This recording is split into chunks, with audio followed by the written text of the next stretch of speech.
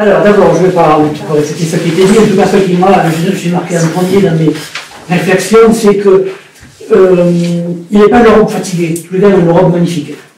Donc déjà c'est bon signe, sur des vins qui ont plus de 30 ans parfois, tout est superbe, et tous les vins étaient longs en bouche. Vraiment des bonnes longueurs sur le fruit, souvent. Donc beaucoup de satisfaction à ce niveau-là.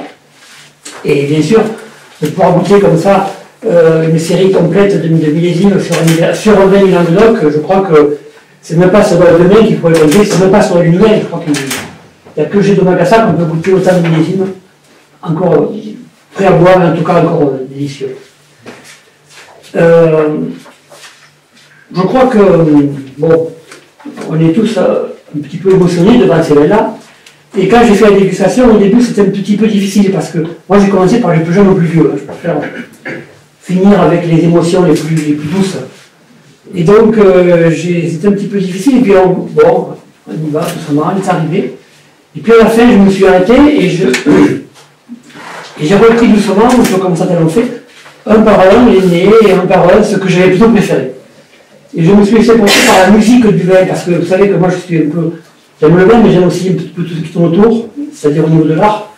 Et je me laisse porter toujours par l'émotion de ma mélomanie.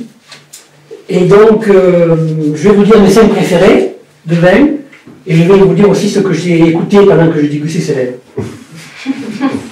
Le 2005, c'est le 5e. Bon, il y en a beaucoup, hein, presque, ils sont tous arrivés en position là. Enfin, voilà, les 5 vins.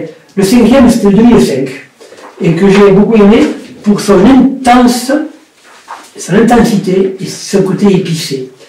Et ça m'a rappelé Teresa Berganza dans Sur les remparts de Séville, du 2e acte de Carmen. Ensuite, le 1997. Ça, j'étais surpris parce que ce n'est pas un millésime qui a été écouté, et pourtant, j'ai trouvé très élégant et très séducteur. Et automatiquement, j'ai pensé au divin Mozart, Don Juan, l'air du catalogue. Ensuite, 98, grand millésime Languedoc, et là, je crois qu'on y est aussi, grand millésime, par son côté majestueux, coloré, grande ambiance festive. Et cette actualité, ça m'a rappelé la grande porte de Kiev, de Moussorgsky, dans les albums d'exposition. Ensuite, 2001, oui, 2001, vivant, riche, magnifique bouche, remarquable. Peut-être pas le nez qui était un peu fermé, mais la bouche était magnifique, d'une grande équilibre. Et très, très riche, très vivant.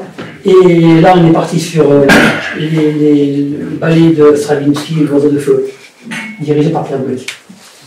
Et on finit avec le plus grand pour moi pour aujourd'hui, mais encore une fois, c'est vraiment personnel, 1985, d'une grande sobriété, d'une très grande profondeur. Et là, j'ai raisonné les touches de San François sur Concerto en sol de Maurice Ravel, deuxième mouvement. Voilà.